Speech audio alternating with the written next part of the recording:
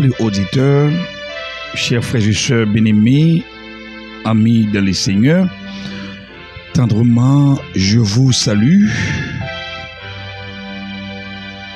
Je vous embrasse et je vous souhaite la plus cordiale bienvenue à cette contrée de formation biblique, de formation théologique, biblique, visant à vous aider dans votre vie chrétienne. Pour ceux qui ne me connaissent, je réponds au nom de révérend pasteur Williamson Normil, un serviteur de Dieu, un ami, un frère pour vous, n'est-ce pas? Comme toujours, mesdames, mesdemoiselles, messieurs, nous avons un sujet d'étude, un thème d'étude. Mais pour aujourd'hui, nous avons une interrogation, une phrase comme sujet. Une phrase interrogative qui se formule ainsi. Quelle est la clé pour porter du fruit en tant que chrétien? Quelle est la clé pour porter du fruit en tant que chrétien? Amables auditeurs, dans le monde naturel, le fruit est le résultat d'une plante saine qui produit ce pourquoi elle a été conçue. Selon les livres de la Genèse, dans le chapitre 1er, verset 11 jusqu'au verset 12,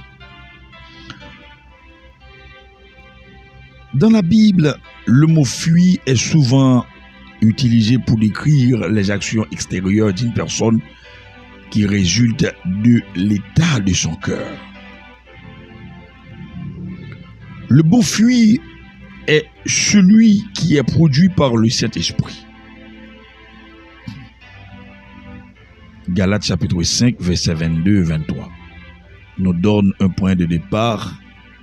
Le fruit de son esprit est l'amour, la joie, la paix, la patience, la bonté, la bienveillance, la fidélité, la douceur et la maîtrise de soi.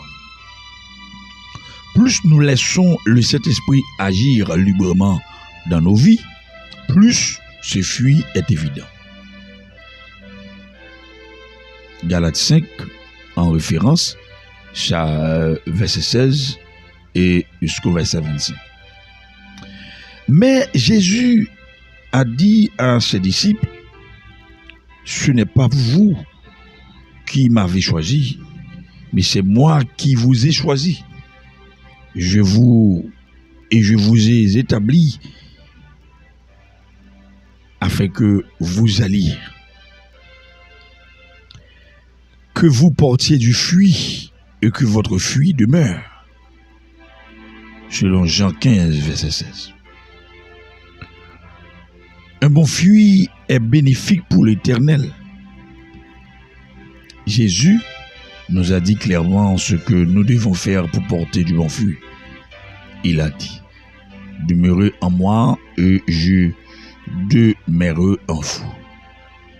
Le sarment ne peut pas porter de fruit par lui-même sans rester attaché au cep. Il en va de même pour vous. Si vous ne demeurez pas en moi, je suis le cep. Vous êtes les sarments. Celui qui demeure en moi et en qui je demeure porte beaucoup de fruits, car sans moi, vous ne pouvez rien faire. Référence Jean 15, verset 4 à 5. Une branche doit rester fermement attachée au tronc pour rester en vie. En tant que disciples du Christ, nous devons rester fermement connectés à lui pour rester spirituellement produits Un charmant tire sa force, sa nourriture, sa protection et son énergie de la vie. Si elle est occupée, elle meurt rapidement. Si elle est coupée, elle meurt rapidement et devient infructueuse. Lorsque nous négligeons notre vie spirituelle, que nous ignorons la parole de Dieu, que nous négligeons la prière et que nous soustrayons certains aspects de notre vie à l'examen du Saint-Esprit, nous sommes comme un sarment détaché de la vie. Nos vies deviennent stériles. Nous avons besoin d'un abandon quotidien, d'une communion quotidienne, d'une repentance et d'une connexion quotidienne, parfois toutes les heures,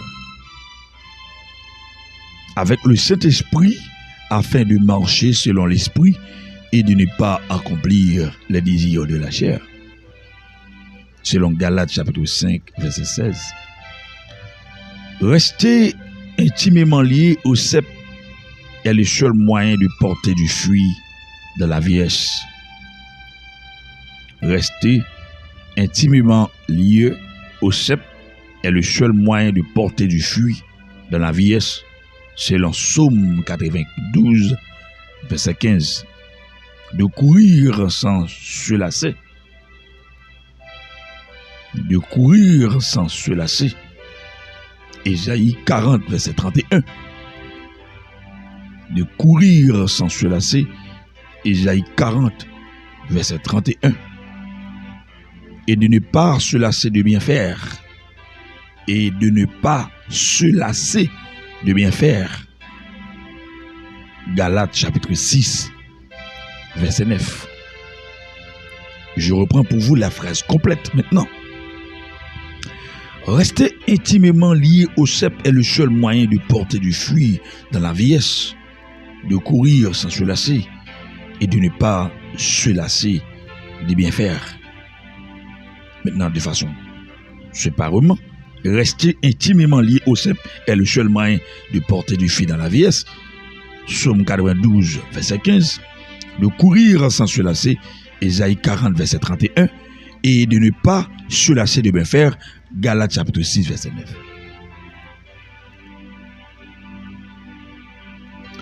L'une des contrefaçons qui empêche de porter de bons fruits est le faux semblant. Amable auditeur, écoutez ça et annotez ça. L'une des contrefaçons qui empêche le chrétien, l'être croyant, de porter de bons fruits est le faux semblant.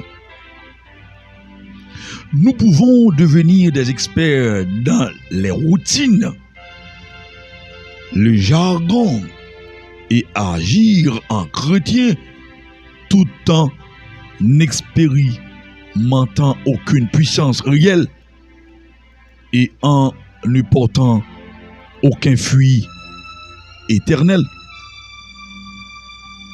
Nous restons centrés sur les pharisiens de l'époque de Jésus, en nous jugeant sur la façon dont nous pensons apparaître aux autres et en négligeant l'endroit secret de notre cœur où germant tous les bons fruits. Lorsque nous aimons, désirons, poursuivons et créons les mêmes choses que le reste du monde, nous ne demeurons pas en Christ, même si notre vie est remplie d'activités liées à l'Église. Et souvent, nous ne nous rendons pas compte que nous vivons des vies sans fruit. Nos œuvres seront éprouvées par le feu. En utilisant une métaphore différente de celle des fruits, selon 1 Corinthiens chapitre 3, verset 12 à 15, dit que l'on construise sur ce fondement avec de l'or, de l'argent, des pierres précieuses, du bois, du foin ou de la paille. L'œuvre de chacun sera dévoilée. Le jour du jugement la fera connaître, car elle se révélera dans le feu, et l'épreuve du feu indiquera ce que vaut l'épreuve de chacun. Si l'œuvre que quelqu'un a construite sur le fondement subsiste, ils recevront une récompense. Si son œuvre brûle, il perdra sa récompense. Lui-même sera sauvé, mais comme au travers d'un feu.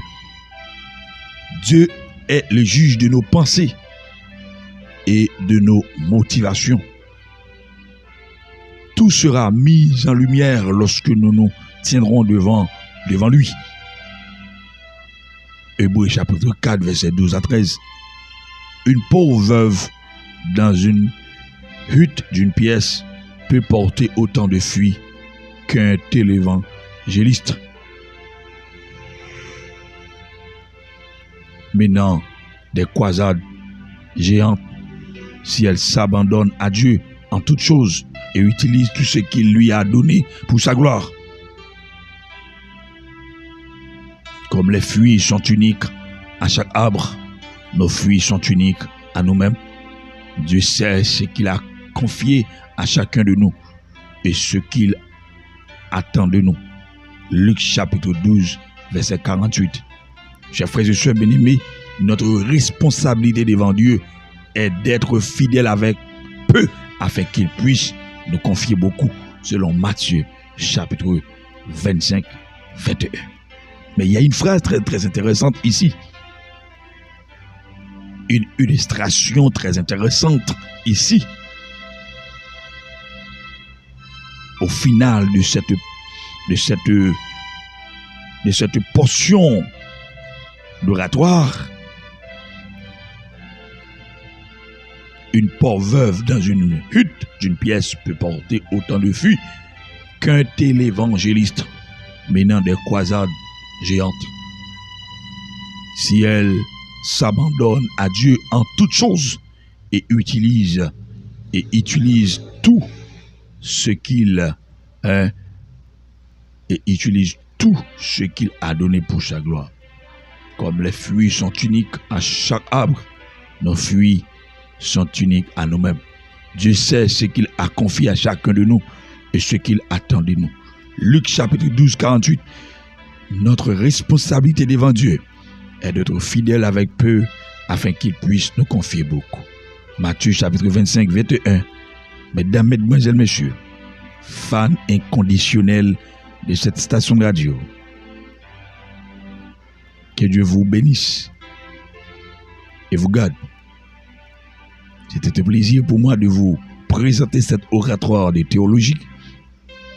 Williamson Normil, fondateur de la Christa, Académie du Christ de la théologie appliquée, maison des études universitaires, scientifiques et théologiques, dont je suis le fondateur et directeur académique de cette grande maison des études universitaires, scientifiques et théologiques. Merci pour votre attention soutenue, votre parfaite attention. Je vous embrasse encore une fois et je vous laisse dans les bras du vin de notre Créateur. Quant à moi, je vous laisse pour aujourd'hui. Bye bye. Shalom Aleichem.